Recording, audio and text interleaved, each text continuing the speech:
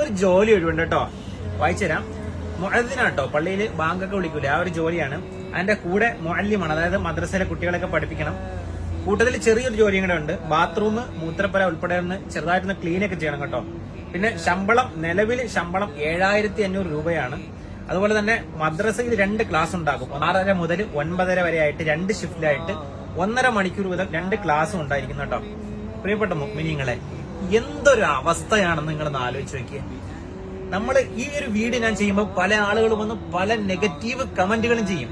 നമ്മുടെ നാട്ടില് പള്ളിയിൽ പണിയെടുത്താൽ കിട്ടുന്നത് 6500, 7000, 10000, 12000. ഞാൻ ഈ പറഞ്ഞ ജോലി മലപ്പുറം ജില്ലയിലെ ഒരു പള്ളിയിലുള്ളതാണ്. ആ പള്ളി ഏതാണ്, ആ നമ്പർ ഒന്നും ഞാൻ കൊടുക്കുന്നില്ല.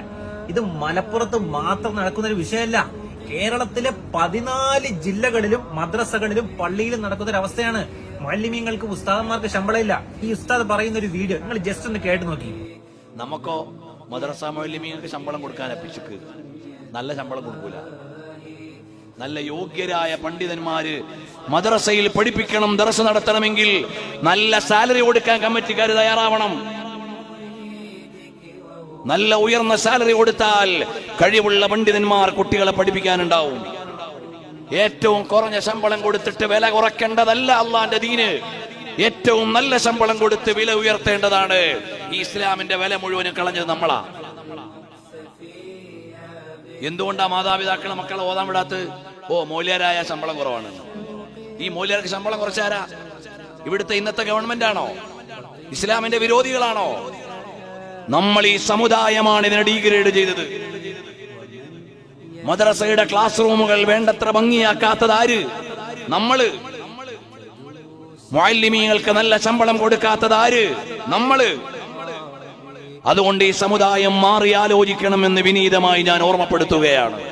ഒരുപാട് മുഅല്ലിമീങ്ങൾ രാവിലെ മദ്രസ കഴിഞ്ഞിട്ട് പല ജോലികൾക്കും പോയിട്ട് വൈകുന്നേരം വീണ്ടും മദ്രസകളിൽ എത്തുന്ന ഉസ്താദന്മാരുണ്ട്. ഏതെങ്കിലും ഡോക്ടർമാർ, നിങ്ങൾ ആലോചിച്ച് നോക്കണം, ഏതെങ്കിലും ഡോക്ടർമാർ ഗവൺമെന്റ് ഡ്യൂട്ടി കഴിഞ്ഞിട്ട് വന്നതിന് ശേഷം കൂലിപ്പണിക്ക് പോകുന്നുണ്ടോ? അവർ പെയിന്റിങ്ങിന് പോകുന്നുണ്ടോ? അവർ പച്ചക്കറി കച്ചവടത്തിന് പോകുന്നുണ്ടോ? ഏതെങ്കിലും എഞ്ചിനീയർമാർ പോകുന്നുണ്ടോ?